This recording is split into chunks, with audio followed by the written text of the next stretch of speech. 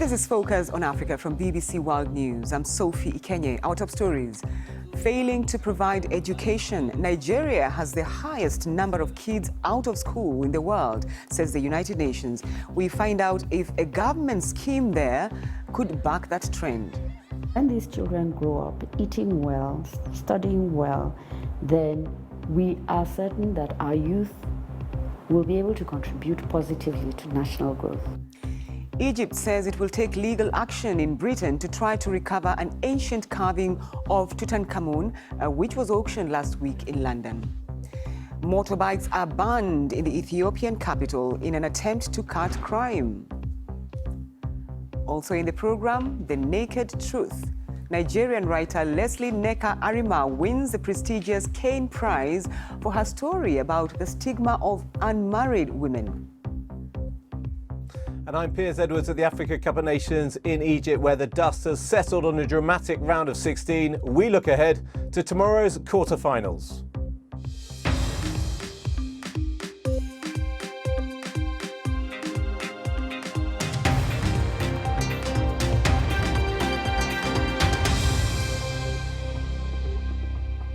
Thanks for joining us on Focus on Africa from BBC World News. The world is missing key targets to educate children. That's according to a major United Nations report, which claims that by 2030, the Sustainable Development Goal of getting every child into school will fall short. It predicts that 40% of children around the world won't complete a secondary school education by 2030. It also says that there are not enough qualified teachers in classrooms across many parts of sub-Saharan Africa, which is having an impact on the way students are learning. Despite launching an innovative education plan 3 years ago and providing meals for children to encourage them to go to school, the UN says there are 10.5 million children out of school in Nigeria. That's the highest number in the world. Yishak Khalid has been speaking to one family in Nigeria's capital, Abuja, and they've been telling him what it's like to miss out on formal education. All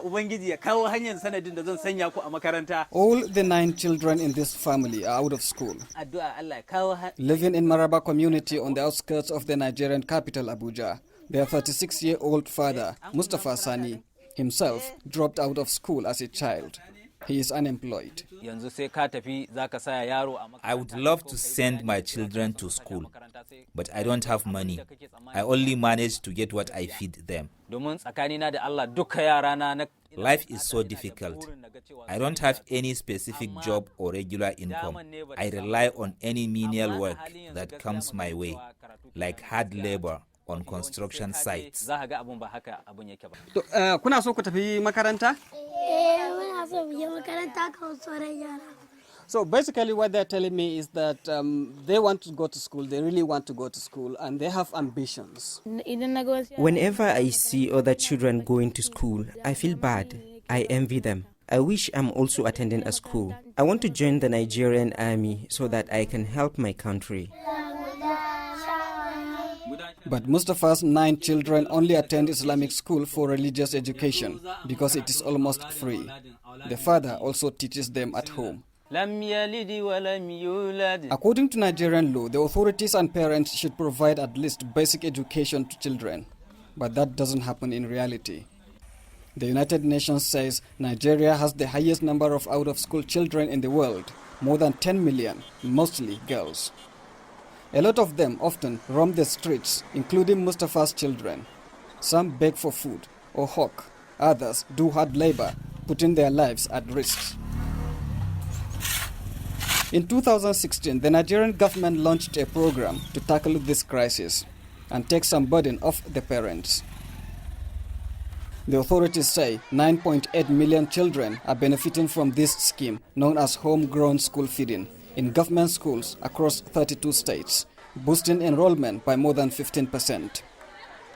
They acknowledge allegations of corruption by some officials at local levels in the scheme, but insist they are trying to address this. So what we're doing is we're trying to ensure that our future is assured. Because when these children grow up eating well, studying well, then we are certain that our youth will be able to contribute positively to national growth. There are still millions and millions of children that are not going to school in Nigeria. Can we say that this program has failed 3 years on? I don't believe that at all.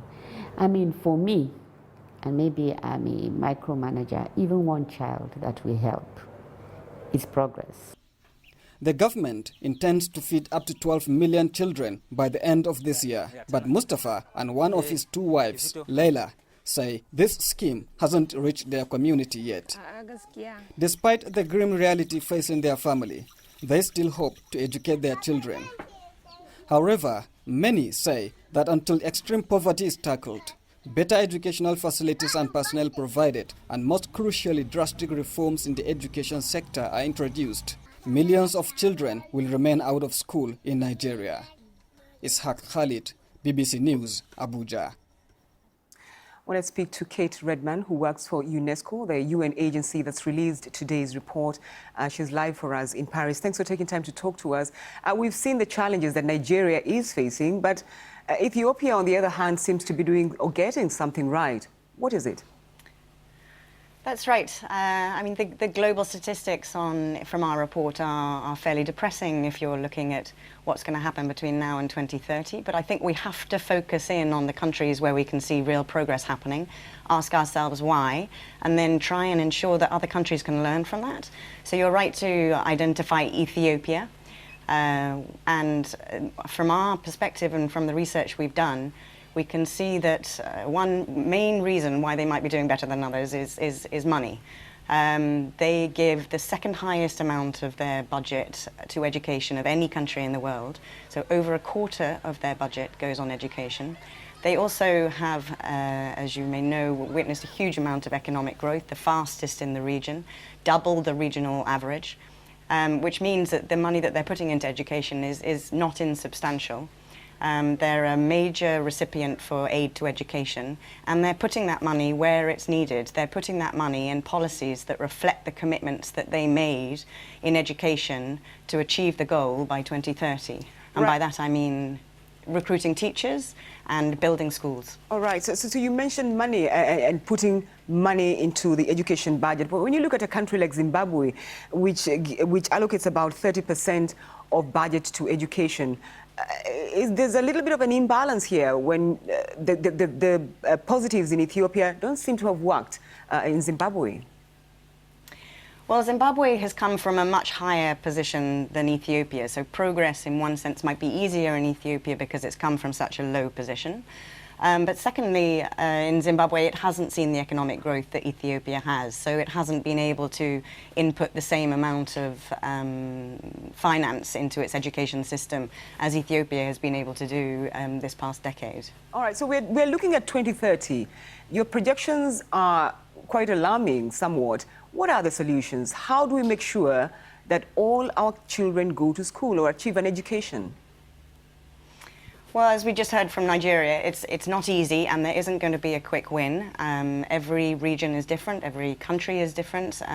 You know, we see Liberia, for instance, which is looking like it's going to stagnate at very, very low completion rates between now and 2030. And if we look at that country, we can see that's likely to do with the aftermath of conflict. It's also likely to do with the challenge that it's faced with Ebola. So every country is different. That said, we have 2 clear recommendations on how to make sure that these trends change between now and 2030. And the first is that they need greater investment, and that's countries must give at least 15% of their budget to education. But also we need international donors to support. There's no way that low-income countries are going to achieve these targets if they don't get international support. Right. And then secondly, as Ethiopia did, we just want countries to take a close look at their policies and their education plans and make sure that they match the commitments that they made in 2015. All right. Kate Redman, thank you very much indeed for taking time to talk to us and focus on Africa. Thank you. Well, let's now take a quick look at other stories making headlines across Africa And the rest of the world, there have been violent protests at Nigeria's National Assembly. Eyewitnesses told the BBC 3 police officers were attacked by demonstrators from the Islamic movement in Nigeria. But a spokesman for the group says police shot 2 people dead. They are demanding the release of their leader, Sheikh El Zakzaki, who has been in detention since 2015. They say he needs urgent medical treatment. Abdelkader Ben Salah says he will carry on as Algeria's interim president until elections are held, despite his mandate officially running out today. Former leader Abdelaziz Bouteflika was forced to give up power in April after weeks of protests. Elections since then have been postponed, partly because of logistical difficulties and continued protests. Internet services have been restored in Sudan after a month-long shutdown, hours after a court ordered the 3 main telecom operators to restore services to their subscribers. Internet services were blocked on the 3rd of June after security forces dispersed an opposition sit-in in the capital, Khartoum. Now, Egypt says it will instruct a law firm in Britain to file a civil suit over the sale last week in London of a rare bust of Tutankhamun. The sculpture of the boy pharaoh was sold for about $6 million at Christie's auction house, despite appeals by the Egyptian government to stop the sale. Sally Nabil reports from Cairo. This bust of King Tutankhamun, measuring just below 30 centimeters tall, has become a battleground between an auction house in London and the Egyptian authorities. And Egypt is determined to bring back this precious historic artifact. The 3,000-year-old piece was sold last week in London for nearly $6 million in an auction held by Christie's. Egypt had tried to stop the auction, but to no avail. Some Egyptian experts claim the valuable antiquity has been stolen from the pharaonic temple of Karnak decades ago. Officials say Christie's couldn't prove the artifact was legally taken out of Egypt. Why couldn't even to stop, to delay this auction, at least to make sure that they had official letters, they had legal letters or documents or whatever. They had nothing. But anyhow, we're not going to stop. We're going to keep following those guys, even whom they bought the stuff from this auction, and we're going to keep asking again and again and again. This auction or any other auction will be in England. It has been reported that the tomb of the boy king was very much intact when it was discovered by the British archaeologist Howard Carter in the 1920s. Christie's hasn't revealed who bought the head of King Tut and insists all extensive due diligence was done on the auction of the Tutankhamun bust. Christie's has a role to play in providing a transparent and legitimate market. We would never offer a piece where there's any concern about the provenance, and it's thanks to all the research that we carry out in advance of the sale and that we publish transparently in our catalogue, which we hope that the market will enjoy and also the wider public will enjoy those pieces for very much longer. But Egypt questions the whole argument and makes it clear this human heritage should be on display in its country of origin. Sally Nabil, BBC News, Cairo. A ban on motorbikes has come into force in the Ethiopian capital, Addis Ababa. It's aimed at curbing crime. Businesses are meant to be exempt from the ban, but a number of delivery companies say their bikes have been seized by authorities. There's been mixed reaction on the streets of the city. I have a wife and a kid, and I earn my living by delivering money for business people using my motorcycle. I stopped using it following this law, and now I'm not doing anything. This isn't a law that has any use, because it's the government's responsibility to prevent crimes. Our responsibility is maybe to prevent a crime when we see it happening, but it's not right to stop people from working when it's up to the authorities to identify those who are legitimately working from those who aren't. We have a dental laboratory. We are using a motorbike to deliver the teeth that we're making to different dentists. Because of that, now today we don't have any motorbike, so it takes longer time to deliver. Everybody is complaining, so I hope the system will go back again as before. From our personal experience, I would think that the motorcycles are a pretty integral part of our society and an integral part of business and entrepreneurship, because as we have seen in our country, transportation, there's still a long way to go on transportation. And there's all these different sectors that are playing their part to advance the transportation method. But specifically when it comes to motorcycles, they're serving a purpose that they're a fast and reliable form of transportation. And, they move in an efficient manner in a city that is otherwise dealing with a lot of traffic. This is Focus on Africa from BBC World News. Still to come, Tunisia fans celebrate after edging past Ghana on penalties to make it into the quarterfinals of the Africa Cup of Nations. I'm Sophie Ikenya, and you're watching Focus on Africa from BBC World News. The top stories on this program: the world is unlikely to meet a 2030 deadline to deliver universal education, says the UN. Nigeria has the highest number of children out of school. Egypt says it will take legal action in Britain to try to recover an ancient carving of Tutankhamun, which was auctioned last week in London. You're watching BBC Focus on Africa. It's time now for some sport. Let's join Piers Edwards in Cairo. And Piers, rest day today before the quarters kick off tomorrow. It certainly is, Sophie, yes. And this time yesterday when we were on air, Ivory Coast made it through. Later in the evening, Tunisia became the last team to make it into the quarterfinals after knocking out Ghana on penalties. The 2004 champions will meet Madagascar in the next round. Let's look straight ahead at the quarterfinal lineup in full. The first game is on Wednesday. That's Senegal against Benin. Later in the evening, Nigeria take on South Africa. Then on Thursday, Ivory Coast against Algeria is the first game before, as said, Madagascar meet Tunisia. Now, with Mohamed Salah already out of the tournament, the Egypt, of course, the hosts crashing out, has the coast been left clear for Sadio Mane to win his first ever African Footballer of the Year award? He's already a European champion, of course, with Liverpool. Well, today at a press conference, his coach Aliou Cissé was asked not only if he could win the African prize, but perhaps the global one too, the Ballon d'Or. Today we should be thinking about Ballon d'Or. Today, I think the most important thing for Sadio Mane is to continue fighting for the team, continue the performance for the Senegalese team. I think he is in this mental level. My talks with him are clear. Give the maximum you can to the team, and the team will give you back. Effectively, Hakim Ziyech left. Mohamed Salah is not here anymore.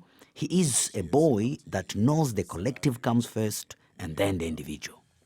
We are in the 8th best team in Africa. That's something very special for us, and we know we make proud all the people in Benin, and we are making story, and that's something special for me and for all the team. Now, one man who knows full well what it takes to win the Africa Cup of Nations is Frenchman Claude Leroy. He won the title with Cameroon in the 80s. He's also coached at more Nations Cup tournaments than anybody else in history. So who he think is going to make it through to Sunday's semi-finals? Je pense que ceux qui sont les favoris actuels de la compétition, c'est l'Algérie.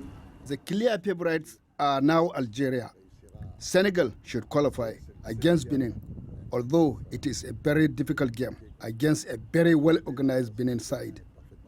Sadio Mane should have had enough time to recuperate, so he would be decisive, I think. Then Nigeria should qualify because they have very impressive potential in attack.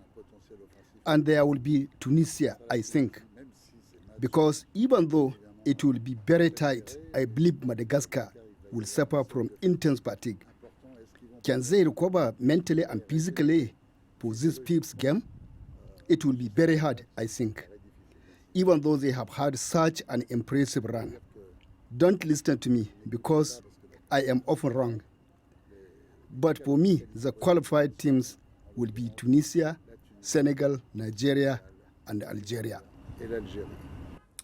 Now, for the first time ever in Nations Cup history, video technology, or VAR, will be used for the first time when tomorrow's quarterfinals get underway. Preparations have been going on intensely behind the scenes, as Jerome Damon explains. What people may not have noticed was there were referees dressed very casually around the pitch, and so they acted like surrogate referees, speaking to VAR in the VOR, like taking decisions and operating like they were operating on match day. So that's been one. There's been a simulator very similar to what pilots do in the flight simulator. There's been a simulator in the hotel where match officials have practiced how to communicate, how to intervene, how to reach a final decision with VAR.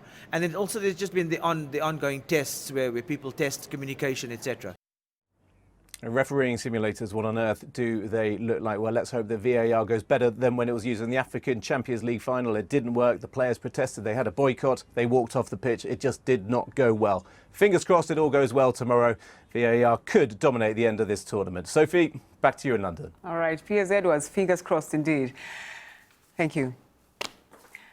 Now, Nigerian writer Leslie Nneka Arima has won the prestigious Caine Prize for African writing. Her story, called Skinned, is about a parallel universe where young girls ceremonially go naked and must marry in order to regain the right to be clothed. Now, her story aims to explore the stigma against unmarried women in Nigeria. Leslie told me what inspired her to write the book. The germ of the story came when I was having a conversation with a friend of mine who had just recently gotten married, and she lives in Nigeria. And by her own admission, she's always been very strange. And her strangeness had always been a point of contention in her family for why she would not, if you don't do this, you won't get married, etc. And she did get married without compromising her strangeness. And all of a sudden, nobody had a problem with her strangeness anymore because it did not prevent her from essentially doing her societal duty. She's married now. Exactly. And so we had talked about how marriage essentially gave her cover to be herself. And that, it was many months later before that turned into the story, but I think that's probably where it first started. All right. So this is how the chair of the judging panel, Dr. Peter Kimani, partly described your work, Skinned. It defamiliarizes the familiar to topple social hierarchies, challenge traditions, and envision new possibilities for women of the world. What is your interpretation of the ideal society for women across the world, really? Oh my goodness. I mean, the ideal society, I'm not sure that I can quite imagine it, only because there are no models that exist for me to draw on. Is there an ideal society anyway? I mean, an ideal society would be true equity. It would be at least closer to the ideal. So there's this young lady who's watching you right now on the continent, and they think, I can do that too. What would be your biggest advice to them? Because people look at it as though it's such a huge thing. How do I get my book published? Who do I approach? How do I go about this?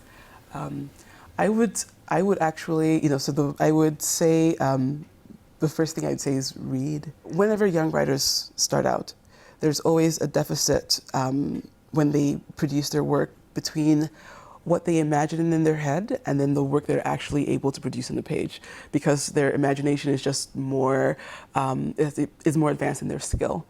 And what reading does and what writing does, and just reading and writing consistently does, is it helps the writer to shrink that gap. And so finally you're able to essentially match the words in the page to the story you imagined. And not only is it very satisfying, but it also is, it's also just how you move forward. Caine Prize winner there, Leslie Nneka Arima. Well, before we go, a quick look at a top story on Focus on Africa. Today, the UN is warning that the world is unlikely to meet a key deadline to deliver universal education. It predicts that by the year 2030, at least half of the children in sub-Saharan Africa won't complete secondary school. That's Focus on Africa for now. Thank you for your company.